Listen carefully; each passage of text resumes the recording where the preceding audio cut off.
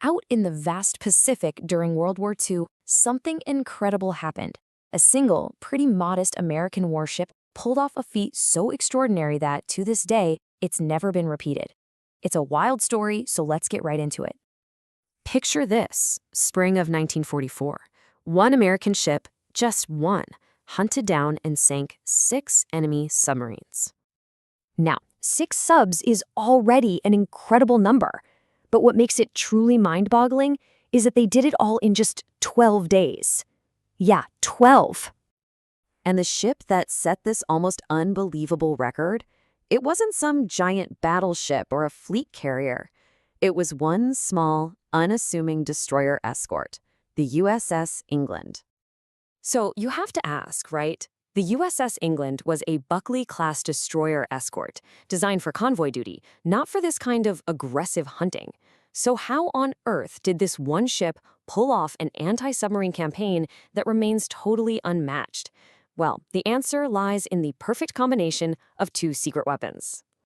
And this story doesn't really start on the high seas. It actually begins in quiet rooms, thousands of miles away from the battlefield.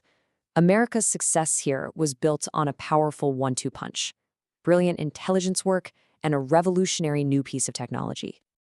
Okay, so secret number 1, code breaking. At Pearl Harbor, these absolute geniuses at the Fleet Radio Unit Pacific, or FRUPAC for short, did the impossible.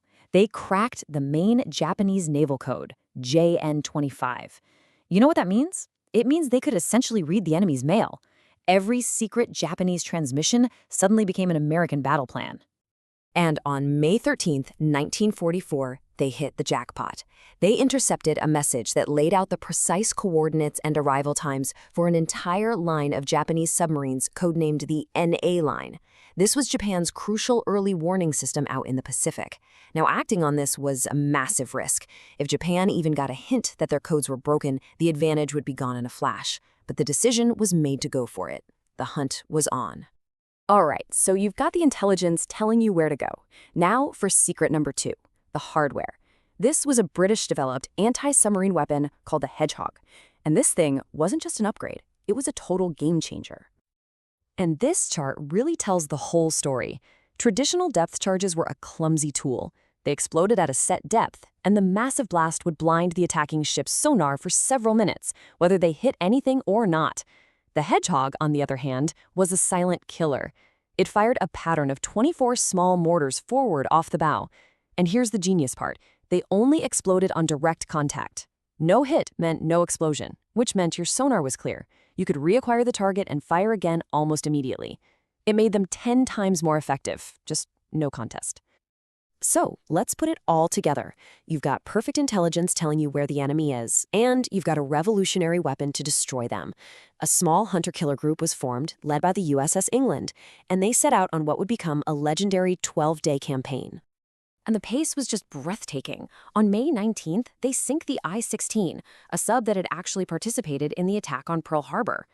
Then it was like clockwork. May 22nd, RO-106 gone. May 23rd, RO-104.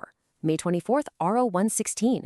May 26th, RO-108. That one was destroyed on the very first attack run.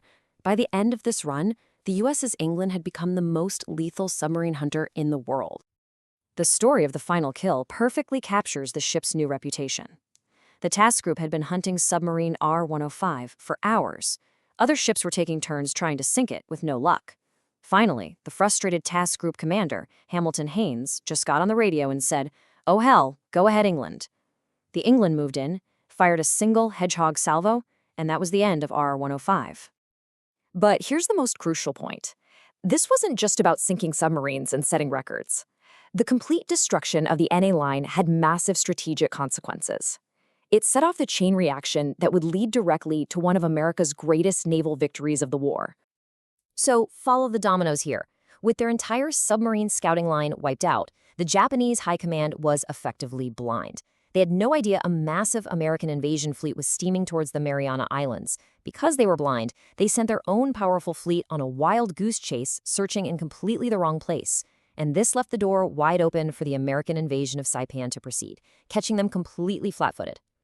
By the time the Japanese fleet realized their catastrophic mistake and turned around to fight, it was way too late. They sailed right into an ambush.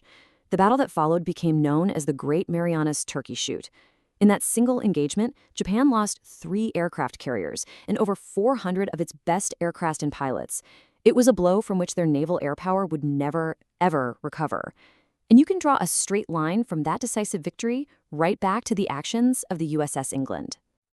But the story of the USS England doesn't stop with its battlefield performance.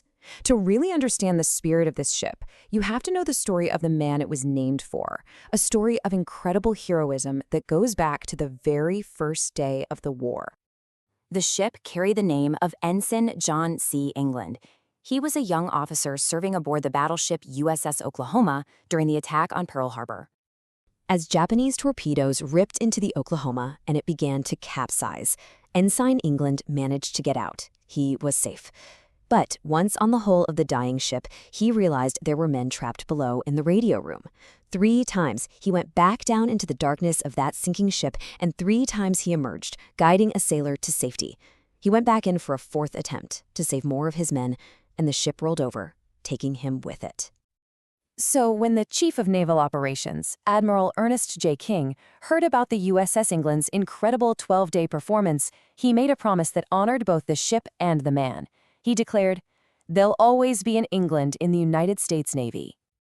For their unparalleled achievement, the crew received the Presidential Unit Citation, a huge honor, and one of only 3 awarded to a destroyer escort in the entire war. And the ship's commander, Lieutenant Commander Pendleton, was awarded the Navy Cross. It was official recognition for an action that had literally changed the course of the war. And the story of the USS England really leaves you with this powerful question, doesn't it? How often in history does something like this happen, where the fate of thousands, even millions, turns on the perfect alignment of secret intelligence, a game-changing piece of technology, and the sheer skill and courage of a small crew? It's just a stunning reminder of how the biggest moments in history can pivot on such an unlikely combination of factors.